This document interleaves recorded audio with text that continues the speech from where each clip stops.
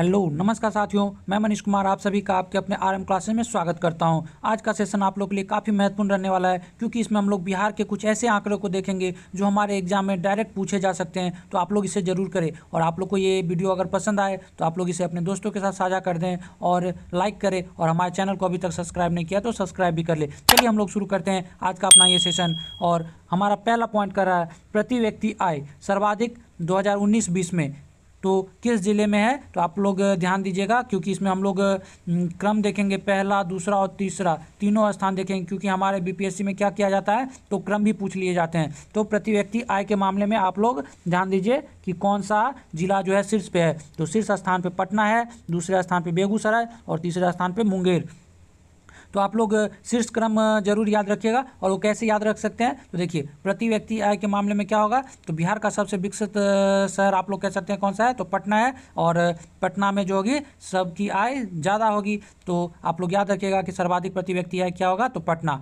दूसरे स्थान पर कौन आएगा तो हम लोग बेगूसराय, और तीसरे पे मुंगेर। ठीक है, अब हम लोग देखते हैं अगला पॉइंट। और अगला पॉइंट हमारा क्या करा, प्रति व्यक्ति आय सबसे कम।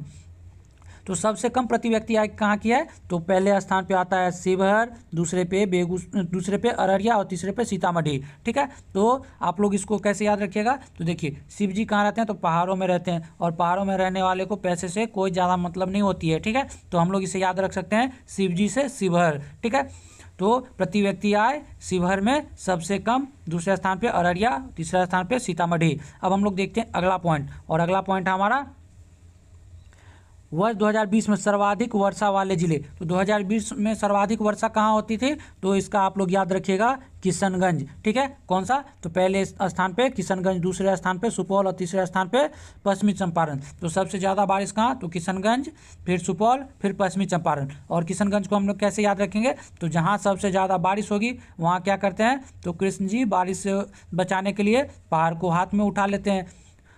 तो आप लोग याद रखिएगा कृष्ण से किशनगंज। ठीक है, तो किशनगंज में सबसे ज़्यादा वर्षा। और अब हम लोग देखते हैं अगला पॉइंट। और अगला पॉइंट हमारा क्या है तो सबसे कम वर्षा कहाँ होती है। तो सबसे कम वर्षा कहाँ होगी तो पहले स्थान पे आएगा अरवल, दूसरे स्थान पे कैमूर और तीसरे स्थान पे रोहतास। तो आप लोग इसको कैसे याद रख सकते हैं तो इसको याद रखने का आप लोग ट्रिक याद रखिएगा कि अरवल क्या होगा तो जहाँ सबसे कम बारिश होगी वहाँ क्या होगा तो अकाल पड़ेगा, और जहाँ अकाल पड़ेगा तो कहाँ पड़ेगा अकाल से आप लोग याद रखिएगा अ से अकाल, अ से अरवल। ठीक है, तो आप लोग इस तरह से मिलता जुलता वर्ड है अकाल और अरवल। तो सबसे ज़्यादा बारिश कहाँ होगी तो कृष्ण जी पहाड़ उठा लेंगे बारिश से बचाने के लिए, तो कृष्ण से किशनगंज। और सबसे कम वर्षा कहाँ होगी तो जहाँ अकाल पड़ेगा, तो जहाँ अकाल पड़ेगा तो अकाल कहाँ पड़ेगा तो अ से अकाल, अ से अरवल। तो सबसे कम वर्षा कहाँ होगी तो अरवल में। अब हम लोग देखते हैं अगला पॉइंट। और अगला पॉइंट हमारा क्या है, शहरीकरण वाले सर्वाधिक 3 जिले। तो शहरीकरण सबसे ज़्यादा किस जिला में हुई है ये आप लोग ध्यान दीजिएगा। तो शहरीकरण कहाँ होगी सबसे ज़्यादा तो जहाँ लोग ज़्यादा पैसा कमाएंगे। और कहाँ ज़्यादा पैसा कमा रहे हैं तो सबसे ज़्यादा पैसा कमा रहे हैं पटना में। तो पटना 1 नंबर पे आएगा, दूसरे नंबर पे मुंगेर और तीसरे नंबर पे नालंदा। आप लोग याद रखिएगा, पटना पहले स्थान पे, मुंगेर दूसरे स्थान पे और नालंदा तीसरे स्थान पे। ठीक है, तो सर्वाधिक शहरीकरण वाले 3 जिले कौन कौन से हैं पटना, मुंगेर और नालंदा। अब हम लोग देखते हैं अगला पॉइंट, शहरीकरण सबसे कम कहाँ होगी तो शहरीकरण सबसे कम हुई है कहाँ तो मधुबनी, दूसरे स्थान पे बांका और तीसरे स्थान पे सीतामढ़ी। तो हम लोग शीर्ष स्थान को कैसे याद रखेंगे शहरीकरण सबसे कम तो देखिए मधुबनी। हम लोग मधुबनी को कैसे याद रखेंगे तो देखिए जहाँ शहरीकरण सबसे ज़्यादा हो रहा है वो कहाँ है तो पटना, शहरीकरण सबसे कम कहाँ हो रहा है तो मधुबनी। तो देखिए शहरीकरण सबसे कम कहाँ होगा तो जहाँ गांव ज़्यादा होगी। तो जहाँ गांव ज़्यादा है तो वहाँ क्या होगी तो गांव ज़्यादा जहाँ है तो वहाँ के गांव के लोग क्या करते हैं तो मीठी वाणी बोलते हैं, तो मधुवानी। तो मधुवानी कौन बोलते हैं तो जहाँ गांव ज़्यादा होगी, यानी शहरीकरण वहाँ कम। तो आप लोग इस तरह से जोड़ के याद रख सकते हैं कि मधुवानी कहाँ होगी तो जहाँ शहरीकरण कम होगा। तो मधुबनी में शहरीकरण सबसे कम, प्रथम स्थान पे, दूसरे स्थान पे बांका, तीसरे स्थान पे सीतामढ़ी। चलिए अब हम लोग देखते हैं अगला पॉइंट। और अगला पॉइंट हमारा क्या कर रहा है, एनएच की सर्वाधिक लंबाई वाले 3 जिले। तो एनएच की सबसे ज़्यादा लंबी एनएच किस जिला में है तो पटना, दूसरे स्थान पे मधुबनी, तीसरे स्थान पे मुजफ्फरपुर। तो इसको हम लोग कैसे याद रख सकते हैं तो जहाँ शहरीकरण सबसे ज़्यादा है वहाँ रोडों की आवश्यकता सबसे ज़्यादा होगी। तो कहाँ होगी, तो पटना में होगी। ठीक है, दूसरे स्थान पे मधुबनी और तीसरे स्थान पे मुजफ्फरपुर। तो आप लोग इसको जरूर याद रखिएगा, पहले स्थान पे पटना सबसे ज़्यादा एनएच की लंबाई में, दूसरे स्थान पे मधुबनी और तीसरे स्थान पे मुजफ्फरपुर। अब हम लोग देखते हैं अगला पॉइंट जो है एनएच की सबसे कम लंबाई वाले 3 जिले। तो सबसे कम लंबाई कहाँ होगी, तो सबसे कम लंबाई होगी जहाँ पे लोगों की आय सबसे कम होगी, और लोगों की आय सबसे कम कहाँ है, तो शिवहर में है, और दूसरे स्थान पे शेखपुरा और तीसरे स्थान पे लखीसराय। तो सबसे कम एनएच की लंबाई पहले स्थान पे शिवहर, दूसरे पे शेखपुरा और तीसरे पे लखीसराय। तो आप लोग इसको याद रखिएगा। ठीक है, अब हम लोग चलते हैं अगले पॉइंट पे, जो कि हमारा क्या कह रहा है, सर्वाधिक बिजली की खपत वाले ज़िले। तो सबसे ज़्यादा बिजली की खपत कहाँ होगी, आप लोग ध्यान रखिएगा। तो सबसे ज़्यादा बिजली की खपत कहाँ होगी, तो जहाँ लोग ज़्यादा पैसा कमा रहे हैं वहाँ क्या करेंगे, ज़्यादा पैसा उड़ाएंगे भी, और ज़्यादा पैसा उड़ाने के लिए क्या होगा, तो वो रईसी से रहेंगे, और रईसी से रहेंगे तो बिजली की खपत ज़्यादा होगी। तो कौन सा, तो पटना। तो बिजली की खपत सबसे ज़्यादा पटना, फिर गया और तीसरा स्थान पर मुजफ्फरपुर। तो आप लोग याद रखिएगा, पटना, गया, मुजफ्फरपुर, इन तीनों जगह पे बिजली की सबसे ज़्यादा खपत होती है। पहले स्थान पे पटना, दूसरे स्थान पे गया, तीसरे पे मुजफ्फरपुर। ठीक है, अब हम लोग देख लेते हैं इसमें कि सबसे कम बिजली की खपत वाले ज़िले। तो सबसे कम बिजली की खपत वाले ज़िले कौन से हैं, तो इसका कैसे हम लोग याद रखेंगे, तो पहले स्थान पे कौन आएगा, तो शिवहर, दूसरे स्थान पे अरवल और तीसरे स्थान पे शेखपुरा। तो आप लोग इसको भी इसी तरह याद रखिएगा कि जहाँ पे सबसे कम आमदनी रहेगी वहीं पे लोग सबसे कम बिजली की खपत करेंगे, क्योंकि वो लोग पैसा बचाने पे ध्यान देंगे। और सबसे कम बिजली की खपत तो कौन करेंगे, तो शिवहर, क्योंकि उनके पास आमदनी भी कम है। तो ठीक है, तो आप लोग याद रखिएगा, पहले स्थान पे शिवहर, दूसरे स्थान पे अरवल और तीसरे स्थान पे शेखपुरा। अब हम लोग देख लेते हैं अगला पॉइंट, और अगला पॉइंट हमारा क्या कर रहा है, तो अगला पॉइंट 2020-21 में चावल के उत्पादन में शीर्ष जिले। तो चावल के उत्पादन में शीर्ष जिले कौन से हैं, तो पहले स्थान पे रोहतास आता है, दूसरे स्थान पे औरंगाबाद और तीसरे स्थान पे पश्चिमी चंपारण। ठीक है, तो चावल के उत्पादन में पहले स्थान पे आप लोग याद रखिएगा रोहतास, दूसरे स्थान पे औरंगाबाद, तीसरे स्थान पे पश्चिमी चंपारण। अब हम लोग देख लेते हैं अगला पॉइंट, जो कि क्या कह रहा है, 2021 चावल के उत्पादकता के शीर्ष 3 जिले। उत्पादन और उत्पादकता, उत्पादन में कौन सा है, तो रोहतास है। उत्पादक में कौन सा है, तो उत्पादकता में आप लोग याद रखिएगा पश्चिमी चंपारण पहले पे है, और उत्पादन में ये तीसरे स्थान पे है। ठीक है, तो उत्पादकता में पश्चिमी चंपारण, दूसरे स्थान पे रोहतास और तीसरे स्थान पे औरंगाबाद। तो आप लोग को याद रखना है, क्योंकि ये तीनों ही आपस में इंटरचेंज हो रहे हैं। जो तीसरे पे था वो पहले पे आ जाता है, और जो पहले पे था वो दूसरे पे, और दूसरे पे जो था वो तीसरे पे चला जाता है। तो आप लोग को याद रखना है, रोहतास में उत्पादन सबसे ज़्यादा और उत्पादकता में सबसे ज़्यादा पश्चिमी चंपारण। चलिए अब हम लोग चलते हैं अगले पॉइंट पे, और अगला पॉइंट हमारा करा है गेहूं के उत्पादन में शीर्ष 3 जिले। तो गेहूं का उत्पादन कहाँ है, तो जहाँ चावल का उत्पादन सबसे ज़्यादा वहीं गेहूं का भी उत्पादन सबसे ज़्यादा। तो कौन से, तो रोहतास, आप लोग याद रखिएगा रोहतास में सबसे ज़्यादा चावल भी और रोहतास में सबसे ज़्यादा गेहूं भी।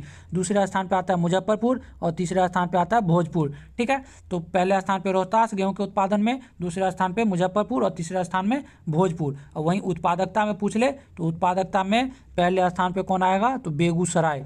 गेहूँ के उत्पादकता में पहला स्थान पे बेगूसराय, दूसरे स्थान पे सारण और तीसरा स्थान पे रोहतास। ठीक है, तो आप लोग ये सारे बात याद रखिएगा।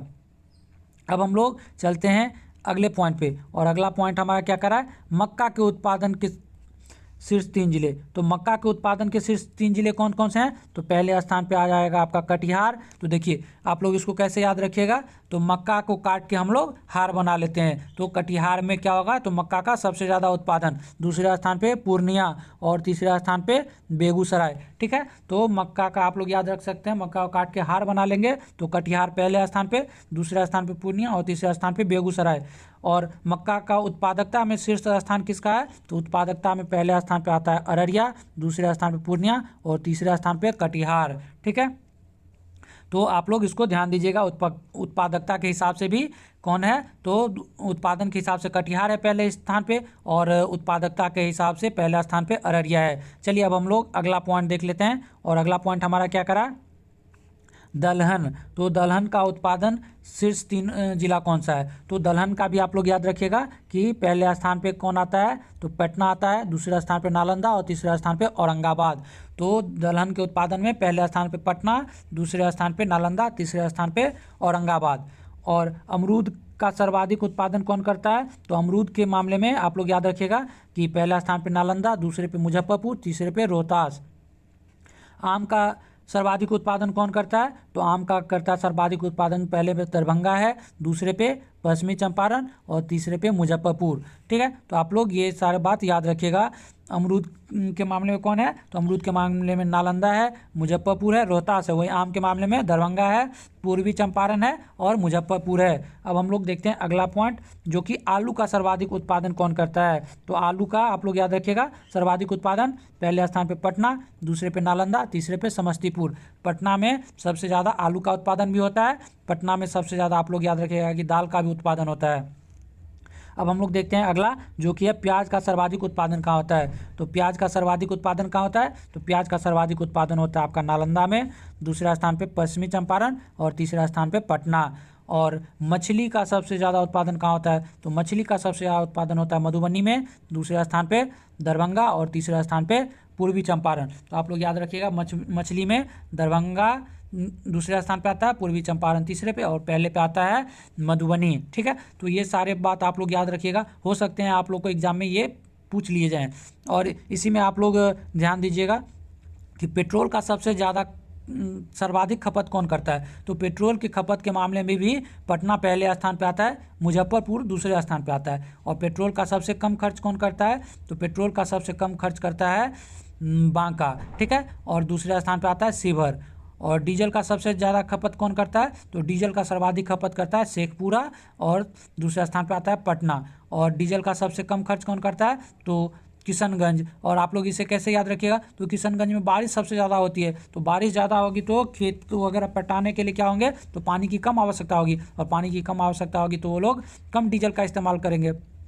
और दूसरे स्थान पे शिवहर। ठीक है, और रसोई गैस का सर्वाधिक खपत कौन करता है? तो रसोई गैस का सर्वाधिक खपत करने के मामले में पटना पहले स्थान पे है और बेगूसराय दूसरे स्थान पे। और सबसे कम खपत कौन करता है? तो सबसे कम खपत करता है अररिया और दूसरे स्थान पे किशनगंज। ठीक है, तो आप लोग ये बात को याद रखिएगा। ठीक है, वहीं अगर आप लोग से पूछ लिया जाए कि मक्के के उत्पादन में बिहार कौन से स्थान पे है पूरे देश में, तो आप लोग याद रखिएगा कि मक्के के उत्पादन में बिहार जो है वो तीसरे स्थान पे है। ठीक है, कितने? तो तीसरे स्थान पे मक्के के उत्पादन में। ठीक है, तो वहीं सब्जी के स्थान, सब्जी वगैरह की उत्पादन में बिहार का कौन सा स्थान है देश में? तो सब्जी उत्पादन में भी बिहार का स्थान तीसरा है। ठीक है, आम का उत्पादन में भी बिहार का स्थान तीसरा है, सूरजमुखी उत्पादन में भी बिहार का स्थान तीसरा है। ठीक है, तो ये आप लोग याद रखिएगा। वहीं धान और गेहूं के उत्पादन में बिहार का स्थान कौन सा है? तो धान और गेहूं के उत्पादन में बिहार का स्थान छठा है। ठीक है, धान और गेहूं दोनों के उत्पादन में बिहार का स्थान छठा है। वहीं फल का पूछ लिया जाए तो फल के उत्पादन में बिहार का स्थान छठा है। ठीक है, और प्रथम स्थान किस चीज़ के उत्पादन में है बिहार का? तो आप लोग याद रखिएगा मखाना के उत्पादन में, लीची के उत्पादन में और लौकी के उत्पादन में जो है बिहार का स्थान पहला है पूरे देश में। ठीक है, और मशरूम के उत्पादन में बिहार का स्थान कौन सा है? तो मशरूम के उत्पादन में बिहार का स्थान दूसरा है। ठीक है, और आप लोग याद रख सकते हैं कि जूट या मेस्ता, तो जूट के उत्पादन में भी बिहार का स्थान कौन सा है? तो दूसरा है। और मछली के उत्पादन में बिहार का स्थान कौन सा है? तो मछली के उत्पादन में बिहार का स्थान चौथा है। तो ये सारी बात आप लोग याद रखिएगा। ठीक है, तो आज के लिए हम लोग इतना ही रखते हैं। अगर आप लोग को ये सेशन पसंद आया हो तो आप लोग इसे लाइक करें, अपने दोस्तों के साथ साझा करें और हमारे चैनल को सब्सक्राइब कर लें और बेल आइकॉन भी प्रेस कर लें। चलिए आज के लिए हम लोग इतना ही रखते हैं। आज के लिए आप लोग को बहुत बहुत धन्यवाद, और आप लोग इसी तरह से पढ़ते रहे और अपने एग्ज़ाम की तैयारी करते रहे। चलिए दोस्तों, फिर हम लोग मिलेंगे अगले सेशन में। तब तक के लिए धन्यवाद। जय हिंद।